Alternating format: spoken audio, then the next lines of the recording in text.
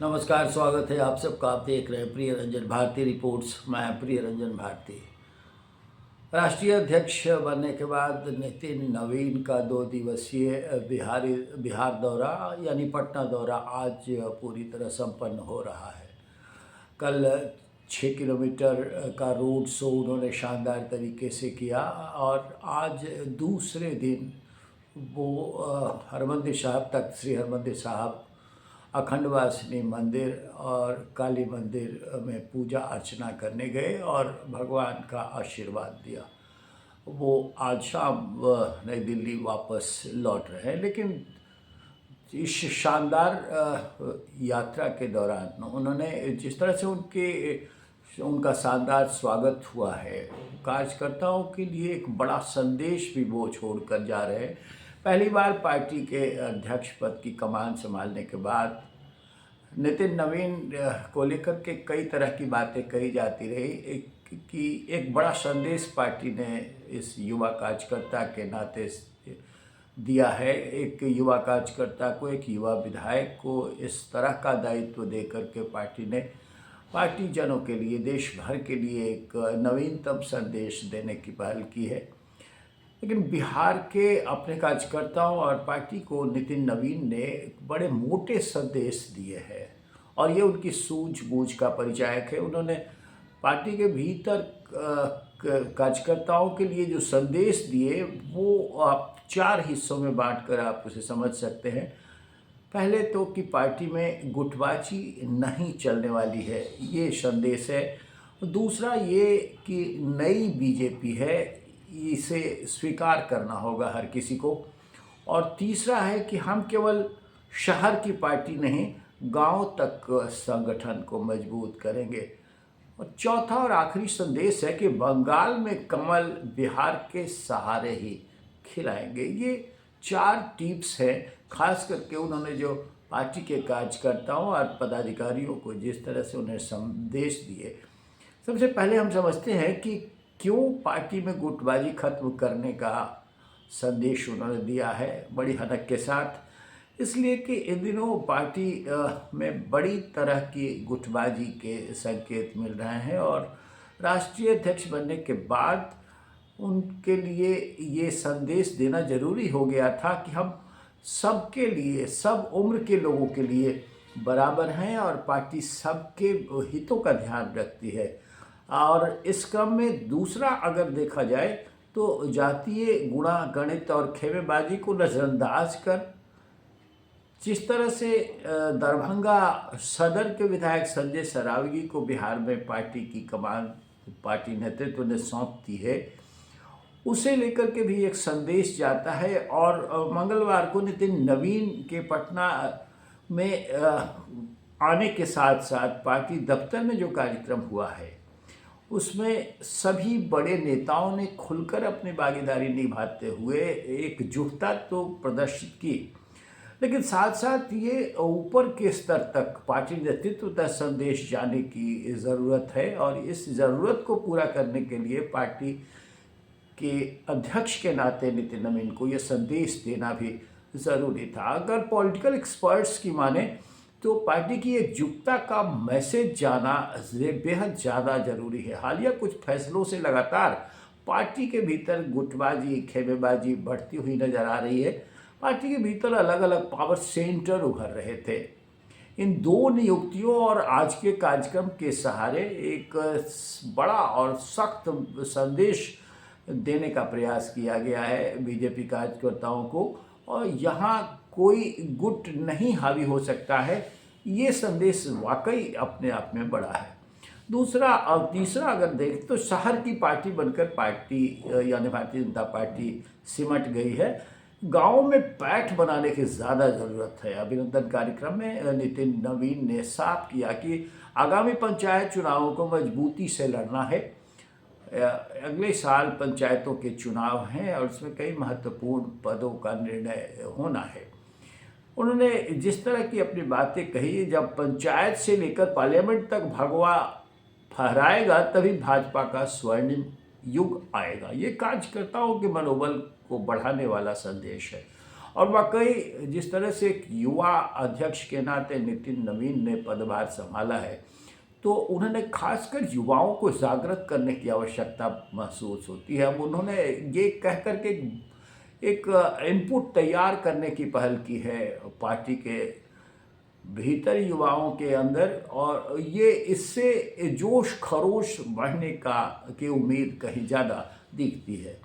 इसके लिए उन्होंने कार्यकर्ताओं को जमीनी स्तर पर संगठन मजबूत करने के निर्देश दिए हैं। इस पिन पॉइंट संदेश का अर्थ यही जाता है कि जमीनी स्तर पर ज़्यादा ज़रूरत है काम करने की।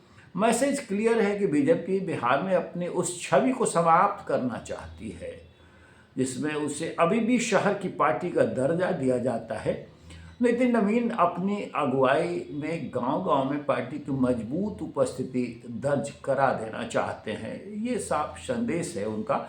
इसके मायने पंचायतों में 1 साल बाद अगर देखें तो 2.5 लाख पदों पर चुनाव होगा, और तब पार्टी की मजबूत पकड़ दिखा देगी कि पार्टी का वाकई गांवों तक जनाधार बढ़ा हुआ है। और उस लिहाज से ही नितिन नवीन ने ये संदेश दिया है। 50% से ज़्यादा महिलाओं के लिए, हालांकि वो सीटें रिजर्व हैं, बिहार में पंचायत चुनाव बिना पार्टी के होते हैं, पार्टी लेवल पर तो नहीं होते हैं, लेकिन उसमें देखा ये जाता रहा है कि पार्टी सक्रिय भूमिका से अलग हट करके अपने नुमाइंदे चयन करती है, और ये एक उसके बाद जो परिणाम आते हैं उससे ये अंदाज़ा लगाया जाता है कि किस पार्टी को कितना जनाधार, कितनी सीटें मिली हैं और उसका अनुपात कैसा है। दूसरा देखें कि जनरेशन जो नई जनरेशन पार्टी के अंदर आई है, तो जनरेशन शिफ्ट का दौर है, और नितिन नवीन ने एक तरह से सभी नेताओं को जो गुटबाजी करने के लिए जाने जा रहे हैं या फिर गुटबंदी को बढ़ावा देते हुए नजर आ, उनके लिए एक बड़ा संदेश है कि एक नई बीजेपी है और इसे हर किसी को स्वीकार करना होगा। सेंट्रल लीडरशिप के इस फैसले के अलावा नितिन नवीन के इस कार्यक्रम में यह भी देखा गया है कि किस तरह पार्टी बदलाव के दौर से गुजर रही है। इसका एक उदाहरण मिलर स्कूल ग्राउंड में तैयार मंच पर दिखा, जहां बिहार बीजेपी की सभी तमाम जितने बड़े दिग्गज नेता थे वो सब मौजूद थे, और सीनियरिटी या जूनियरिटी का कोई ख्याल वहां नहीं रखा गया। सबके सब नितिन नवीन के स्वागत के लिए मौजूद थे, चाहे वो पार्टी में कितने भी सीनियर लीडर हो, सब गुलदस्ता भेंट करने और उन्हें सम्मानित करने की ललक में दिखे। तो वो चाहे ऋतुराज सिन्हा हो, संजीव चौरसिया या नंद किशोर यादव से लेकर के पार्टी के दूसरे बड़े नेता, सब के सब एक साथ इस संदेश को देने के लिए तैयार थे। अब इसका एक और अगर हम विश्लेषण करते हैं तो देखते हैं कि लॉन्ग टर्म स्थिरता के लिए युवाओं को कमान देना पार्टी नेतृत्व के लिए एक बड़ा संदेशकारी साबित हो सकता है, क्योंकि बीजेपी का उदय पीढ़ीगत बदलाव का प्रतीक दिख रहा है। पुराने नेताओं के साथ उनकी जोड़ी नई ऊर्जा लेकर के आ रही है, जो युवा वोटरों को आकर्षित करती है। यह बिहार की युवा आबादी को टारगेट करते हुए लॉन्ग टर्म पॉलिटिकल जो स्थिरता है, राजनीतिक स्थिरता जिसे कहते हैं, वो तय करेगा। और उसके तय होने से पहली पीढ़ी के एक से एक दिग्गज नेताओं के साथ रहते हुए बीजेपी एक नया प्रयोग करके धारदार तरीके से जो उसका लक्ष्य है कि पूरे देश में भगवा फहराना है, तो वो पूरा हो सकता है। आज के विधायक जो तीसरी पीढ़ी के भी नेता हैं, उन्हें जो राष्ट्रीय अध्यक्ष का दायित्व दिया गया है, ये भी एक बड़ा संदेश है युवाओं के लिए। और ये भी संदेश है कि पार्टी का कार्यकर्ता पूरी लगन और निष्ठा के साथ, समर्पण भाव के साथ अगर काम करता है पार्टी के लिए एक कार्यकर्ता के नाते, तो पार्टी उसका ख्याल रखती है, और ख्याल ही नहीं रखती है, उसे संगठन में किसी भी तरह का दायित्व या सत्ता आने के बाद कोई भी तरह का जिम्मा उसे मिल सकता है। ये नितिन नवीन के राष्ट्रीय अध्यक्ष बनाए जाने के साथ पुष्ट हो गई है बात। इसके साथ साथ बंगाल चुनाव को लेकर के जो नितिन नवीन ने बातें कही है कि बंगाल का फतह बिहार से ही होगा, और वाकई मैंने आपसे पहले भी ये वीडियो साझा किया था, मेरा ये पूर्वानुमान सही साबित होता हुआ नज़र आ रहा है कि बिहार से एक ऐसे युवा व्यक्ति को, युवा विधायक को पार्टी के शिखर पद पर ले जाकर के आसीन करने का संदेश बंगाल के वोटरों को लुभाने का है। और बंगाल में कास्ट वोटर्स बड़े मायने रखते हैं। अब जिस तरह से नितिन नवीन ने ये संदेश देने की कोशिश की है, वो बंगाल को ही टारगेट करके रखा जा रहा है। और बंगाल में वाकई ऐसा होता है। डॉक्टर विधान चंद्र राय से लेकर ज्योति बसु तक आप देखें तो ये लगभग 4% आबादी वाला जो कास्ट वोटर है वहाँ निर्णायक होता आया है। और सिर्फ निर्णायक ही नहीं, वो आक्रामक वोटिंग पैटर्न का भी एक उदाहरण है। वो आक्रामकता के साथ वोट करता है, और वो अगर एनडीए के साथ खास करके बीजेपी की तरफ आकर्षित हो जाता है तो निश्चित रूप से नितिन नवीन का ये जो नारा है कि हमें पूरे देश में केरल से लेकर के कर्नाटक तक भगवा लहराना है, और भगवा लहराएगा तभी भारतीय जनता पार्टी का चरम शिखर पर आना संभव हो सकेगा, और वो गोल्डन टाइम कहलाएगा। तो बंगाल टारगेट है, और बंगाल के इस टारगेट को लेकर के नितिन नवीन का जो राष्ट्रीय अध्यक्ष पर बनाने का प्रयोग है वो निश्चित रूप से संभव हो सकता है।